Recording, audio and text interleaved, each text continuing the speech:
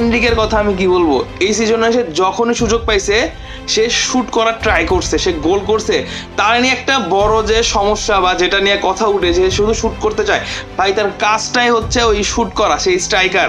আর এই কাজটা কিন্তু রিয়েলে আসলে অনেক প্লেয়ার এখন কম করে, যেটা আগে দেখা যেত যে বল পাইলে বক্সের আশেপাশ থেকে শুট করা, এটা যদি গোলও না হয় ওই ডিফেন্স একটু আউলায় যায়, গোলকিপারে মাথা ঘুরে যে ওই প্লেয়ারটার পায়ে বল আসলে সে শুট করবে, যেটা ভালভার্দে অলওয়েজ করে, যেটা ক্যাসেমেরো করতো।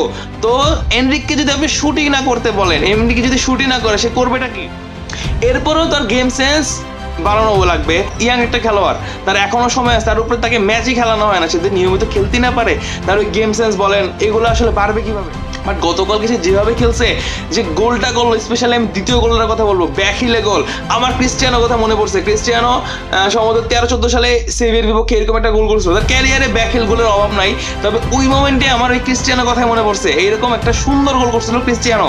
মানে এনরিক শুধু যে গতকালকে ক্রিস্টিয়ানোর গোলকে মনে করে দিয়েছে এমন না, রিয়ালের ইতিহাসে অতিরিক্ত মিনিটে জোড়া গোল করছে সম্ভবত 5 জন, এর মধ্যে এনরিক একজন। আর এনরিকের আগে অতিরিক্ত মিনিটে যে 2টা গোল করছিল সেই কিন্তু ক্রিস্টিয়ানো রোনাল্ডো, সম্ভবত 2016-17 মৌসুমে। আর এইটা শুরু করছিল সান্তিয়াগো বার্নাব্যু হিমসেলফ। সান্তিয়াগো বার্নাব্যুর মতো কিংবদন্তি কিন্তু অতিরিক্ত মিনিটে প্রথমবারের মধ্যে 2টা গোল করছিল। তো বুঝেন এনরিক কোন লিস্টে চলে গেছে। রিয়াল মাদ্রিদ ফাইনালি 5টা গোলে দিচ্ছে, যেখানে এনরিকের অবদান সবচেয়ে বেশি।